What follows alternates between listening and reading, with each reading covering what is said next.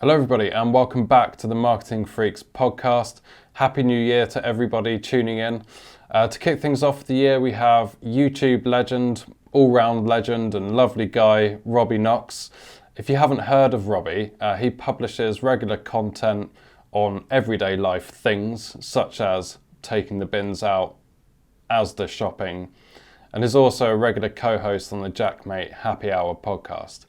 Really hope you enjoy this episode. If you do, please come and subscribe. We're in all the usual places, so Spotify, Apple Podcasts. Just go to your favourite podcast place and type in Marketing Freaks and hopefully you will find us.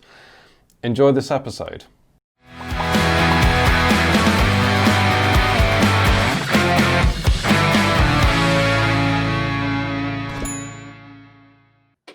So, Robbie Knox, welcome to the podcast. I've been watching your videos for, I'd say, approximately a year now and love them all. So it's really good to kind of have you on here. Oh, thank you for having me. I like talking business and stuff like that. So should have ordered something a bit more businessy, shouldn't I? I've got a t-shirt on here. Well, I think that's a sign of the times, isn't it? Yeah, I think so. Yeah.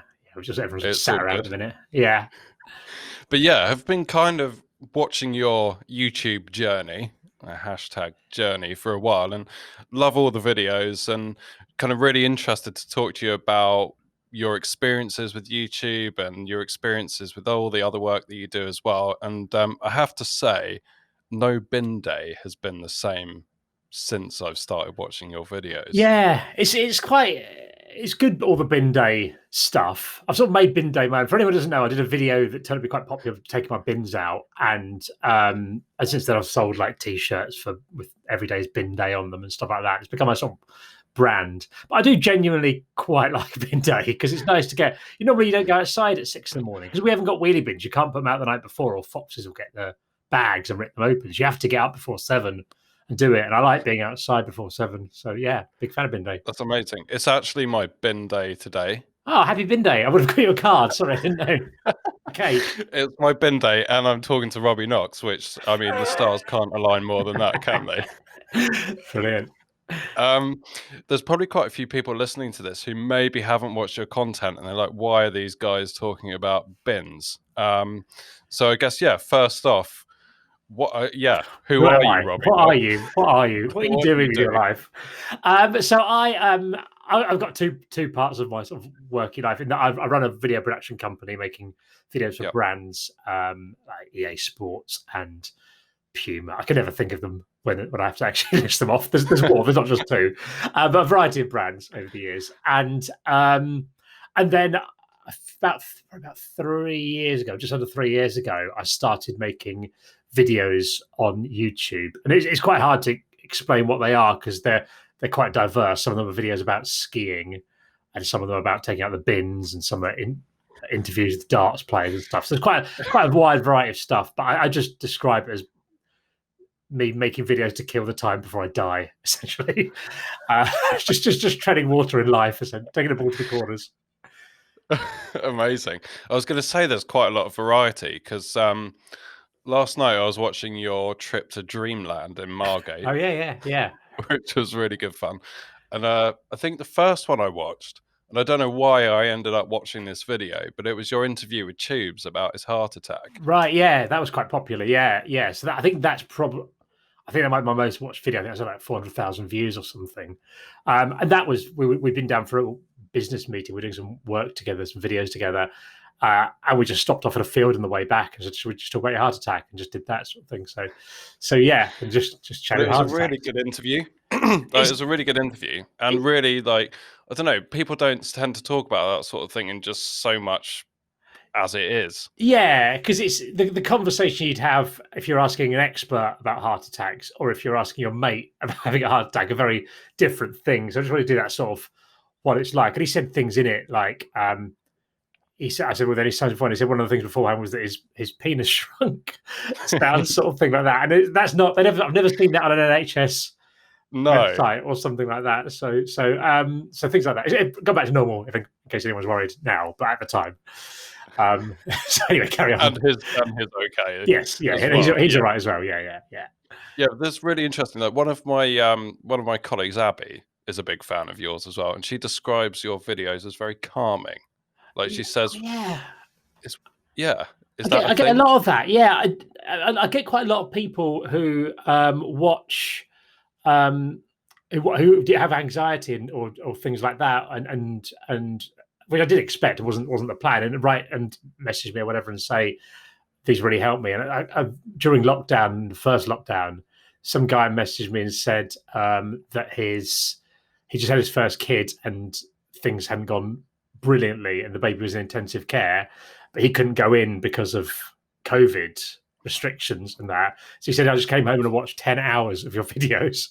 Really? So it's really nice having people say that, because I didn't expect anyone to gain any benefit of any form from them.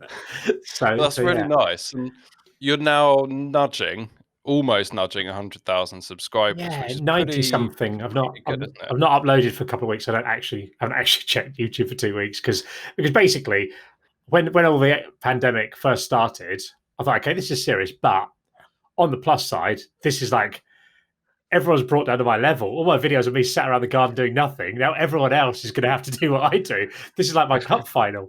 But then they shut the schools, and I had to teach homeschool kids, my kids, and it was just a nightmare. Teachers should get £100,000 a year minimum. Oh, it's insane, isn't it? It's unreal. So at the minute, because schools are shut again, I'm going to teach kids stuff. So I've not done much. I can't remember what we're talking about, but yeah, that's yeah. Like so, 100,000 ish is like pretty strong. Like what? I guess like back to the start of it. Like what made you? Obviously, you got a career in video production. You're on Soccer AM. There's like a history in the industry, if you like. But like, yeah. what made you decide to start your own channel? It's so weird that I hadn't thought of it before, but I was obviously aware of YouTube since YouTube began, but I used YouTube for like how to wire a plug. I mean, I've never wired a plug in my life. For example, like how to do that, how to use a drill, or basically manly things I had no idea about how to do things. So that was all I really did. And I'd met Jack, mate, who I do a podcast with now, who's a popular UK YouTuber, and I'd met him on some branded content thing, and became friends with him. So I knew he was a YouTuber, and I knew it was a thing. And I knew who some YouTubers were just from working in the sort of industry. But I didn't watch, apart from Jack, I didn't really watch any YouTubers, and Helen Anderson, who I met at the same time as Jack. I didn't really watch anyone else. And in my head, I thought it was for young people, as in I thought it was something like kids, 20-year-olds sort of did. And I was 40 at the time, or around 40. And then a guy called Will Brazier, who who does stuff for sport. He's a sports presenter online. We were doing some filming at Watford Football Club, and I was chatting to him, and he said, "Why don't you do a YouTube channel?" I said, "Well, it's not really for me. I think I'm probably a bit old for that." He said, "Look, I don't want to sound rude." He said, "But I know what it's like being an 18-year-old starting uni, because every September there's 20,000 vlogs about it, sort of thing. Whereas I don't really know what it's like being middle-aged, essentially." So I said, okay. So I thought I'll do it for 6 months and do a video a week for 6 months and see how it goes and see if I'm enjoying it. And I have done so and carried on. Wow, it's so 3 years you've been doing it. I'm trying to think. I think so. I'm doing at least. Hang on, let me work out. 1 year. I think I've been doing it nearly 3 years. Yeah. Yeah, that's pretty good. And I guess was there a tipping point? Or like, I'm always really interested in this because sometimes you look at someone on YouTube or someone who's been like fairly successful with their content, and you're like, I'm sure at the beginning it wasn't an instant. Oh no, it's a long thing, and there have been things that have given big boosts in subscriber numbers or views or whatever like that. In particular, there's a video just over a year, probably like last October 2019. Jack put a video out about where he ranked YouTubers, and he put me and KSI in this god tier of the top YouTubers sort of thing. And then I went from, I think, something like 6,000 subscribers to like 65,000 subscribers in about a week or so. So that was a big thing. But it also helped that I had a year and a half worth of videos because then when people came along, they're not just watching one thing and going away. They're sort of getting into it. So I think it's a mix of good luck, but you sort of get that from just consistently doing stuff, I think. Yeah, like you make your own luck sometimes, don't you? I think. Yeah, definitely. I mean, the number of things that you do most things you do lead to something. It's not necessarily what you expect it to be, but something will come up, or you'll meet someone, or there'll be some connection, whatever you do something. So I think, and also my plans for very long term as well. I wasn't expecting to have lots of success. I was thinking, okay, it'd be good to make some proportion of income from this in 5-10 years time, rather than in the sort of short term sort of thing. So I think thinking long term helped. Amazing. And your work with Jack, mate. So one of the I love his Robbie Knox highlights reel. Oh, right, for the Happy Hour podcast. Yeah. Well, I think that's just a really good introduction to who you are and what you do, and all the stories there are just hilarious. But like, how did that come about, and what's your involvement with that? Because that's a pretty big. I mean, that's a big show. Yeah. So I'd done a few bits with Jack before, whatever. And before I was doing any YouTube stuff, occasionally he'd ask me if he's doing a sketch or something, and he said, "I need a man to be in it," or something like that. Do you want to do? I need a grown up. And so I'd just say yes to everything because I like him and I like hanging out with him. And then he did this. He started doing this podcast, and he invited me down just as a guest once, just to talk about, not really on YouTube, but talk about soccer aim stuff and just general tell stories. I think from the olden days. And then that was quite popular, I think. And then I did a few other bits where he invited me on, like a Halloween special, Christmas special. And then I've just sort of got invited on more, and then now seem to be like a third presenter occasionally. Not when they've got a guest on, but when generally 2 shows a week, and one of them will be Jack and Stevie's co-host and a guest, and the other one will be normally me, Jack and Stevie, the three of us, I think, just talking about nonsense. So it's just I've just sort of come along and not really left, rather than a formal "would you like to do this" sort of thing. Part of the furniture. A business question, Robbie. So how does, obviously it differs massively, but how does your approach, and how does everything differ between your, I guess, like your production day job, if you like, and then the work you're doing on YouTube? Like, how do you approach that, and what's the headspace like for both of those things? I sort of use my when I go into brands, particularly sort of less sort of glamorous things, and they'll quite often go, I don't know. Some people come with it going, "I want to film this, and this is the script," and you go, "Absolutely fine." Some people go, "I know we need to do video, but I don't really know what that is," sort of thing, and they'll quite often say, "We haven't really got anything exciting to do." And now I can go, "I've got a video about bin day with 40,000 views, so I'm sure we can find something in your factory," sort of thing. But essentially, I think the principles are the same. I think a lot of people do online content quite badly in business, in that I think they still treat it the same way they would like a print advert or something like that, where it's like, "This is our product," and it's like, no one cares. I mean, some people care, but most people don't. Whereas I think if you've got something that either entertains or educates people, I think it's useful. And I think working back from what the problems you have in a business are the way to do it. Like if sometimes it's sales, sometimes it might be recruitment or something like that, and then you can sort of go, okay, we need to recruit. Literally can't think of a single business in the world. We're sort of entry level type people, so let's make some videos on how to get jobs out of uni, a series of that sort of thing, or things like that, things that are giving something back. And then at the end, you can just tag on the end, "Hey, if you're interested in working here, by the way, here's go to this link," or something like that. And I think things that are useful to people work a lot better than salesy stuff. Yeah, do you think that's why? I always think there's this massive gulf between, I guess, like creators, if you want to name it that, like yourself on YouTube, who are doing their own thing and they've started it through some kind of love for what they're doing, versus like a brand who's been in a marketing meeting and decided, "Oh, we need to tick that box." Yeah, I think there presumably are people who are passionate about their business, though, and it's just getting that sort of stuff across. And it doesn't necessarily have to be stuff that targets a huge audience, I don't think. I mean, if you're selling £500,000 machines and 30 people watch a video, but one of them's a bloke who buys £500,000 machines, then you're sort of hopefully getting your sort of investment back in. So I don't think it. I think, and not just video, but podcasts or whatever people are doing on that. I think there's most problems can be solved in a business, can be solved with content, or at least helped with content. I also think personally that anyone who wants to change their career or do anything should be putting out some kind of content online. I just think the other day, like if I moved to Birmingham, I don't know anyone in Birmingham. If I had to move to Birmingham for work, the first thing I'd do is start up a Birmingham podcast about Birmingham, and then go interview people. You get to meet people and do things and get yourself in on things like that. And so I think just doing. I think working back from what problems you've got or what challenges you've got in the business, and then trying to make content around that is the way I approach things. Yeah, definitely. There are some really good examples on YouTube of brands that I think are doing like a really good job of that.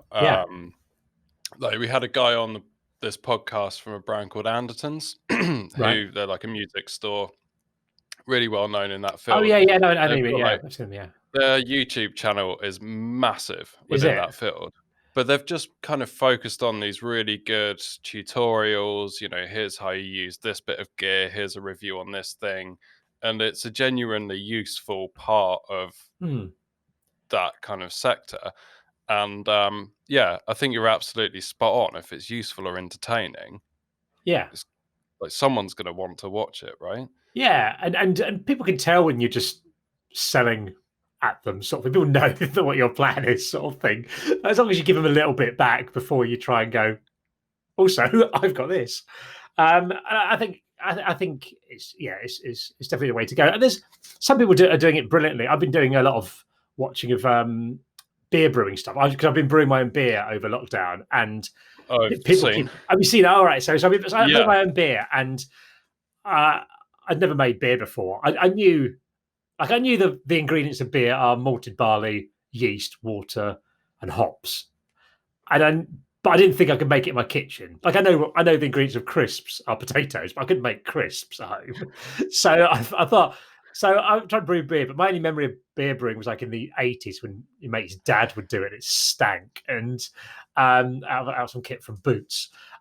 So I didn't think I could actually do it. And it turned out it was really nice. And I've tried to give it to a few people, and it was really nice. So people every day I get messages from people going, can I buy some Bin Day IPA? Could do it. So this year my plan is to go and to work with a brewery to produce a batch of this beer, so people can buy it, not as a huge money making thing, but just so people can get hold of it, sort of thing. But I've been looking around at breweries. I thought, I wonder if I could make a brewery, and looking around a lot of things. And there's a few that do it well. Obviously, the bigger like Brewdog, I've got the resources to do it and all that. But there's such interesting places like breweries, and I think that find out people just doing more stuff about them, like showing the process or showing what's going on, and definitely. I did it must have been a couple of years ago. I did the Fuller's Brewery tour in Chiswick. Right. How was it? Have you done that? No. Oh, it's amazing. It's amazing. So they take you through, they've still got all the old stuff. So they kind of take you through the old stuff, and they talk you about, I can't remember any of it because the end of it. But they take you through all the old equipment and then into the modern things. It's really interesting. And then obviously you get to taste the load at the end, but it is fascinating, isn't it? Yeah, it's amazing, but a lot of businesses are like that. But my thinking of that, I'm going to test out how the beer goes, and if it goes well, I might open a brewery. bear with me, right? Because I thought what would be a good idea would be to do like a sort of YouTube brewery sort of thing, where you film everything that goes on and everything in the build up to. Because I don't know how to open a brewery. I've brewed 4 or 5 lots of beer at the minute, sort of thing. But just following that journey of going, asking people and doing that, and having a sort of resource that people can get behind and go from there. That I might do that depending on how the initial beer making goes.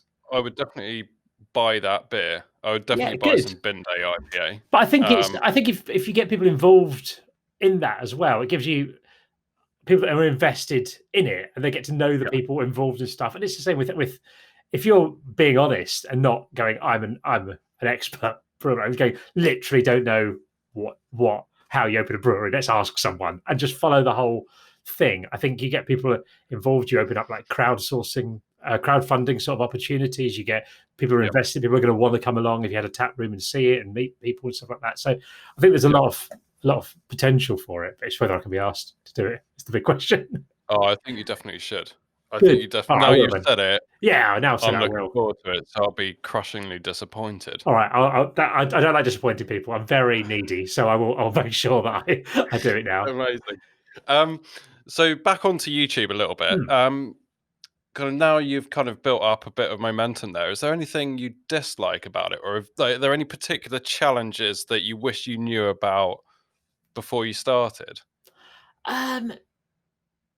Not really. I mean, I think I had I didn't have any expectations really, and I didn't have a particular plan other than to make things. I think looking long term is the thing I definitely recommend, and I think even though you can be going on, you can be moving slowly and all this, you might get like a couple of subscribers a week or something like that, or occasionally it will down or something like that, and it's depressing at first.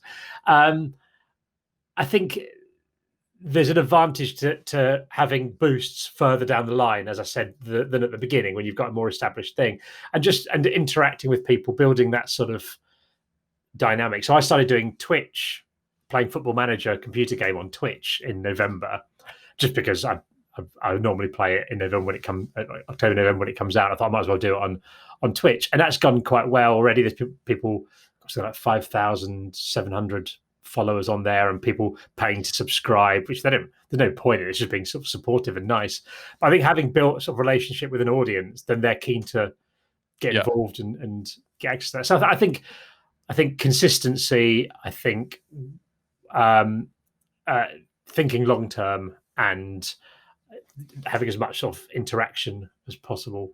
I guess that would translate to a brand as well. Like thinking, when you say thinking long term, are you talking about kind of having a bit of a long term plan for the content, or no? Well, I mean, more just like expectations, not going, I'm going to become a full-time YouTuber in 3 months sort of thing. I mean, and being, I've tried to get a bit smarter about it over the years. Like last year, I started recording my numbers every month on social media.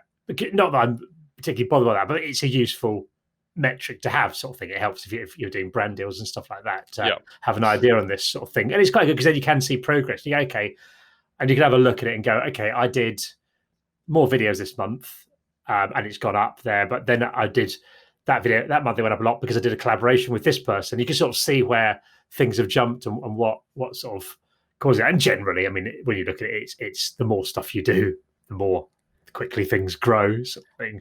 And the collaboration's been good because you're doing all your the walks, walks when you can, I guess. I really like that concept. Yeah, well, I mean, the reason for doing them was mostly because we weren't allowed to do anything else because there was a global pandemic and you weren't allowed to go in anyone's houses or stuff. So I thought, I'll go walking. I'm less likely to catch disease if you're outside, and also because I'm essentially quite lazy. I can't be bothered setting up lights and stuff like that. So if you're outside, it's daylight. You don't have to worry too much about mics because you really need one mic because there's no noise around if you're in the countryside or a cow. So a lot of laziness involved in it.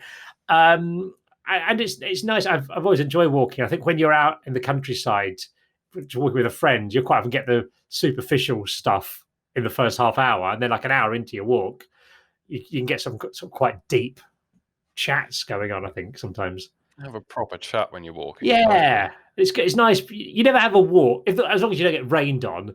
You never go for a walk and go, oh, I wish I hadn't gone for a walk. You always go, that was great. Yeah, I feel good for that. Yeah. So started doing those, and they do help because you get exposed to someone else's audience thing, and you get to meet people and just sort of make contacts. It sounds cynical, but you know what I mean. It's sort of you make new friends, but also make new contacts in the industry. Yeah, I think that's looking back at last year and doing this podcast a lot more. That's been a major positive of it. Like I've met so many people that like never have met a bunch of people that I've met through doing this, and that's just a really good thing. And has it led to anything for your business? Yeah, any benefits to the business or anything? Have you Yeah, found yeah. them doing No, this? Yeah. it's led the business, which is great. Obviously, but that's Hmm. not the. Sounds weird saying that's not No, been the main no. I purpose get what of you mean it. completely. But I find whenever I do things like this, it leads. It's never like I'm going to do this and this thing will happen. That never happens. But I'll do this and then this other opportunity will happen up here, or I'll meet this person Yeah, or something like exactly. that. I think weird things happen, but the key is just doing stuff as much as Yeah, possible. and like clients like it as well. Hmm. Like we get some really good feedback. I think it shows a little bit more personality than Yeah, definitely. perhaps other forms of marketing. So it has been really good. It has been really good. I really want to move it into a pub. That's my idea for next year when we can. Just film it in a beer garden, having a chat Well, when over I a start my relaxed pint. brewery, I'll make sure we've got a beer Oh, garden and we can set you up in the corner, get a can we do little a part garden two studio. in the Definitely in the May Adventure Brewery? Brewery. Yeah, yeah. Yeah, that sounds amazing. Done. So I guess to kind of round up a little bit, like what let's say someone's watching this and they kind of really want to be doing more video. Perhaps they're worried a bit about the production. Perhaps they're just worried about the fact they don't have anything interesting. Or what would be your like top 2 or 3 bits of advice? I think production wise, as in how to do things, there are a million kids now who can edit video and film video very desperate for some kind of work. I mean, if you've got any budget at all to get someone else in, there's lots of people around. You can do it yourself a lot. I've put videos out on YouTube that I've filmed on my mobile phone that no one notices, no one cares. It depends, as long as you've got the right sound. I think just try and think back from what your issues are, like what you want to achieve, and how you can help people. Like if you're trying to sell a machine, what will help make people go, okay, this is what it is, and go wider than that. So obviously, like this machine with one brewery thing, I've been watching a few videos on breweries that a brewing company have made, and they're just general things about running a brewery and how it all works and all this. And you get into it, and then you notice like about 5 minutes in, they start talking about the kit they've got, and you go, oh, that's the name of the channel, and you sort of realize then that Yeah, once they've got you, and you go, oh right, okay, that does seem really good brewing kit. If I wanted this, yeah, I'd go with this. So I think just trying to give as much as possible and give as much benefit to people, and not worry too much about the sell, because people will associate you eventually with figure it out. will Yeah, eventually associate you with it. So yeah, I think just you can do a lot of it yourself. Have a look at videos that you like and try and replicate that sort of style. If you're not sure how to put together a video, film stuff on your phone.